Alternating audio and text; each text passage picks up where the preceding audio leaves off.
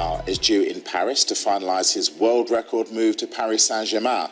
The French club will pay his £198 million release clause at Barcelona, more than doubling the existing record of £93 million that Manchester United paid for Paul Pogba last summer. Well, we understand the Brazilian has agreed a 5-year deal worth nearly £450 million, which will earn him wages of £515,000 per week after tax. Well, Neymar flew out of Barcelona on a private jet yesterday to finalise the deal after telling officials at the Nou Camp and his teammates that he was leaving.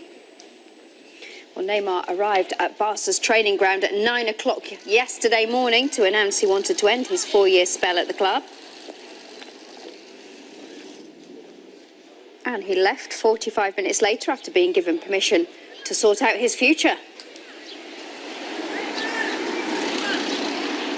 The player, Neymar Jr., accompanied by his father and agent, informed Barcelona this morning of his decision to leave the club in a meeting held at the club's offices. Barcelona referred to the buyout clause of his existing contract, which as of the 1st of July totals €222 million, an amount which will have to be paid in full. Una cláusula que tendrá que abonarse.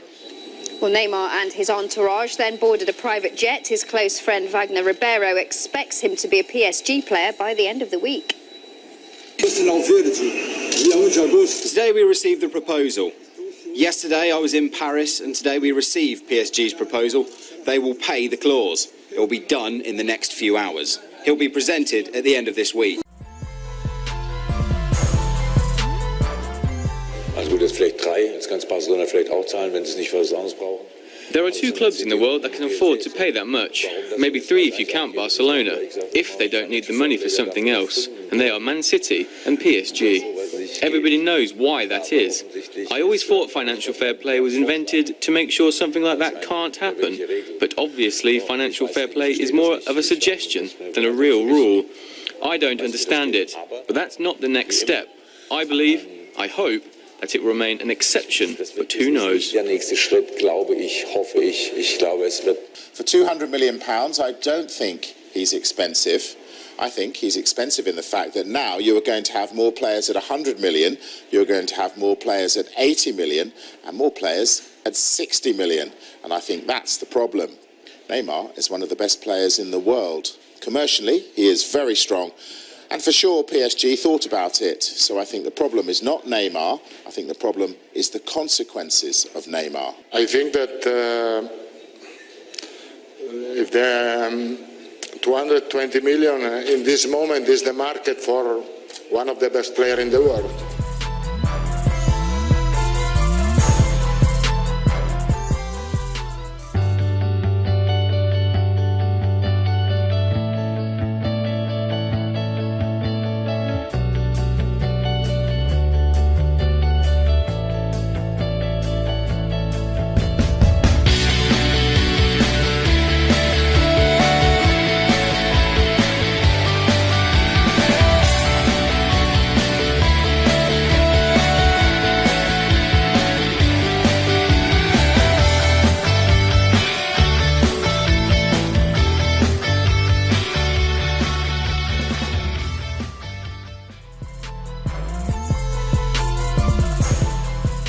They desperately want Coutinho.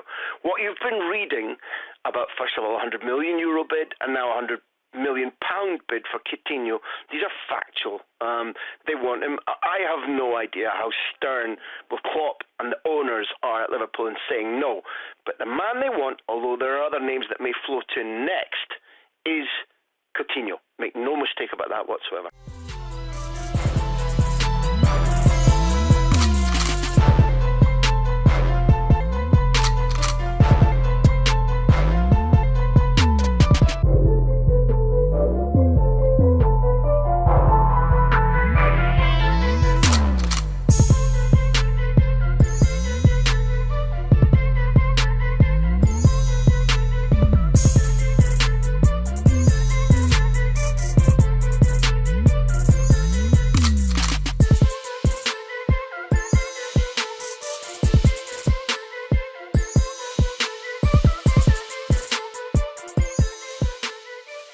Barcelona be lining up the Monaco teenager Kylian Mbappe as his replacement. Well, according to reports in France, Mbappe has told the club that he wants to leave, and his representatives have already held a meeting with Barcelona officials. Mbappe trained with his Monaco teammates yesterday. Head coach Leonardo Jardim has dismissed the speculation.